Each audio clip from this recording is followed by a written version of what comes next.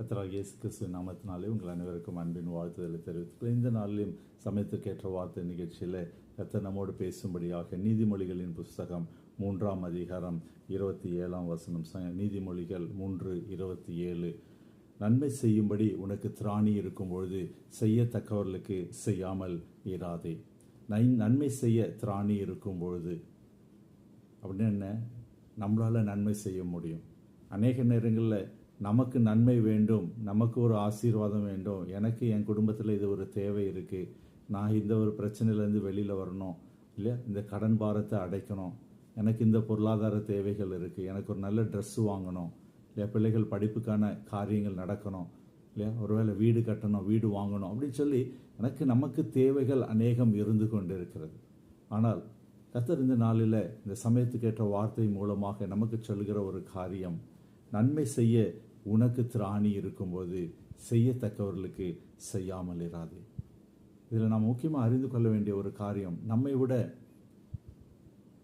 பின்தங்கிய நிலைமையில் இருக்கிறவங்க, நம்மை விட வறுமையில் இருக்கிறவங்க, நம்மை விட இல்லையா தேவையோடு இருக்கிற அநேகர் இந்த உலகத்தில் உண்டு. கர்த்தர் நம்மை ஒரு படி உயரத்திலே வைத்திருக்கிறார். கர்த்தர் நம்மை ஒரு படி இல்லையா ஆசீர்வதித்து வைத்திருக்கிறார். அப்படியாக நாம் என்ன செய்ய வேண்டும்? மற்றவர்களுக்கு உதவி செய்கிறவர்களாக, நன்மை செய்கிறவர்களாக மாறும்படியாக கர்த்தர் இந்த நாளில் நம்மோடு பேசி கொண்டிருக்கிறார். நன்மை செய்ய உனக்கு திராணி இருக்கும்போது அதை செய்யத்தக்கவர்களுக்கு இல்லையா. அநேக நேரங்களில் நாம் செய்கிற காரியம் தானம் தர்மம் பண்ணுறோம் அப்படின்னு சொல்லிட்டு அநேக நேரங்களில் நாம் செய்கிற தவறு என்ன அப்படின்னு சொல்லி பார்த்தீங்கன்னா, நல்ல வசதியோட தேவையோடு இருக்கிறவங்களுக்கே போய் அதிகமாக கொடுத்துட்டு இல்லையா, அதனால் என்ன ஆகுது? அவர்கள் அதனுடைய மதிப்பை அறியாதபடி இல்லையா அநேக நேரங்களில் அந்த உதவி ஒரு தேவையற்ற உதவியாக மாறிவிடுகிறது. அப்போ இந்த இடத்துல நம்ம சொல்லுகிறது இல்லையா, அதை செய்யத்தக்கவர்களுக்கு செய்யாமல் இராது. யார் உண்மையாக இந்த Needi person, we need to identify யார் அந்த நீடி பர்சன், யாருக்கு உண்மையிலே தேவை இருக்கிறது இல்லையா.